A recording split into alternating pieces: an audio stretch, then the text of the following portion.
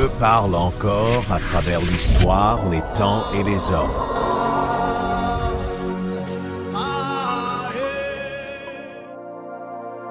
Salut, bienvenue dans la chronique d'Alassane édition prophétique.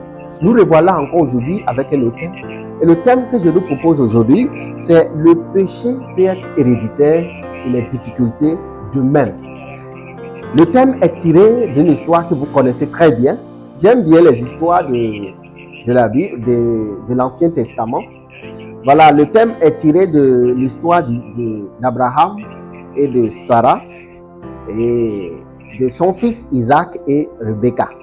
Voyez, ici, arrivé à Guérar, la Bible nous dit que Abraham ne pouvait pas dire au roi Abimelech que Sarah était sa femme, parce qu'il avait peur qu'elle soit alors peut-être tuée ou qu'on lui arrache sa femme.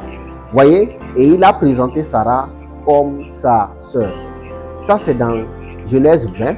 Et ici, on dit Abimelech alors prit Sarah pour femme, donc il l'amena dans son palais. Mais la nuit, le Seigneur se révéla à Abimelech et lui dit non, prends garde de toucher cette femme parce que elle est la femme de tant, d'Abraham, ainsi de suite, ainsi de suite. Vous connaissez bien l'histoire. Je ne vais pas trop rester dans l'histoire, mais je voudrais quand même vraiment aller très vite dans le vif du sujet. Et ici, le lendemain, le roi Abimelech a vu Abraham. Pourquoi est-ce que Abraham voulait vraiment mettre leur vie en péril? Parce qu'il s'agissait vraiment de sa femme et il lui a menti que c'est sa sœur. Voilà, l'histoire continue. Mais l'histoire ne s'est pas arrêtée là.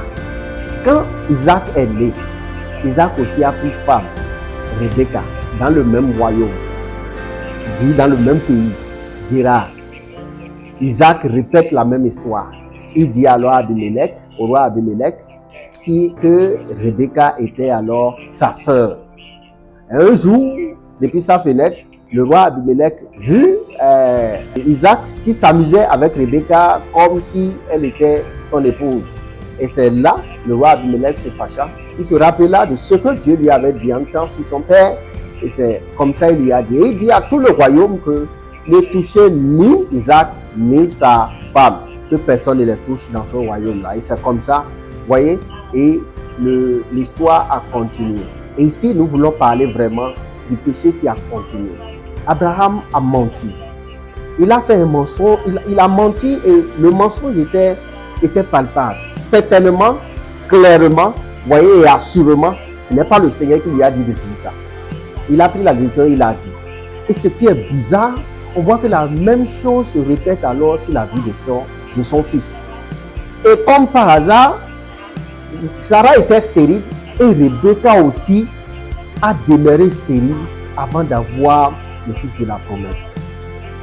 Souvent, nous ne faisons pas très attention sur les vies que nous menons, surtout les pères de famille. C'est dangereux pour un père de famille vraiment de mettre sa famille en difficulté à cause de ses comportements. Voyez, il n'est pas bien vraiment d'adopter un péché et de le faire vraiment sire. Ce péché-là peut se transmettre de génération en génération. Ça devient une iniquité et les enfants commencent pas vraiment se battre pour s'en débarrasser. Il y en a dans nos familles aujourd'hui en Afrique. Il y en a même dans ma famille, il y en a. Et nous continuons par lutter.